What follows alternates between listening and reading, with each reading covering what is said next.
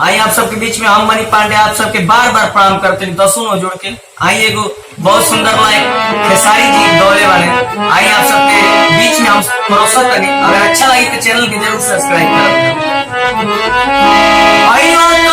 सारे मुँह तू बाबा के रख दिले बालों में घर मौका बना के।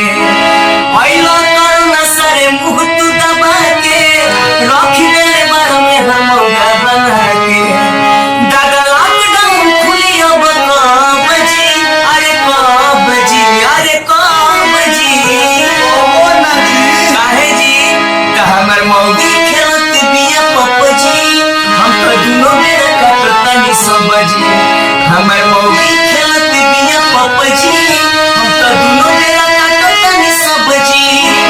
आइलो करुणा सारे मुँह तू दबा के रख देले बार में हर मौका बना के।